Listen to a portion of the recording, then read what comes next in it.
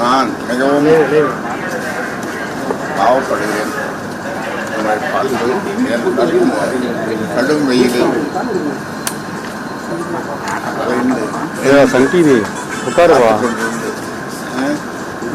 செய்திகளை சேகரிக்கும் உங்களை பரிதாபமாக இருக்கிறது.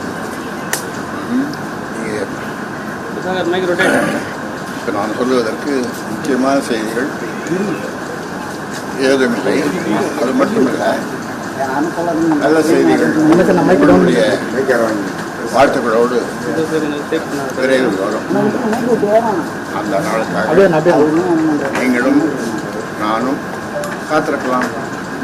அது இன்னும் வழக்கமாக வியாழக்கிழமை ஊடக நண்பர்களை அதை உங்களைத்தான் நான் தோட்டத்திலே சந்திப்பது வழக்கம்.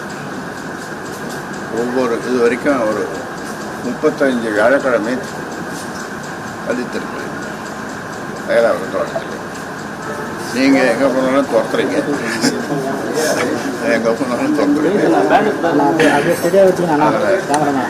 நான் சத்தியம் டிவி கை வைப்பேன் கொஞ்சம் பின்னாடி.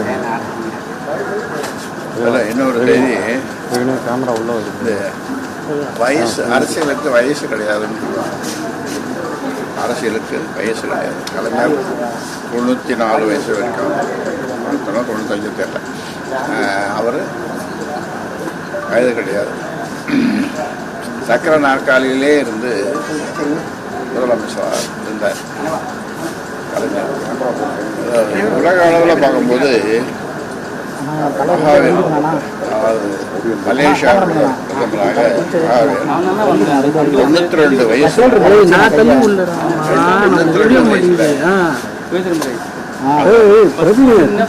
ஓல்டஸ்ட் எலக்டட்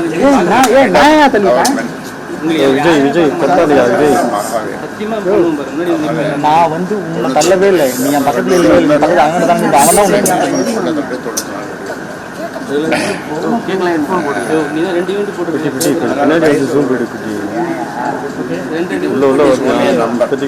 அப்படியே உள்ள வந்துடுறோம்.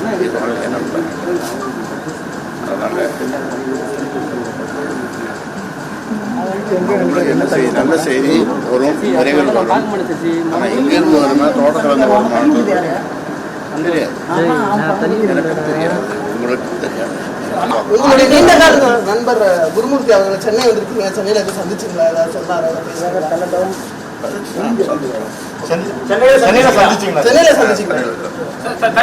தைலாபுரத்துக்கு வந்தாரு, அங்கேயும் சந்திச்சோம். இங்கே வந்தாரு, இங்கேயும்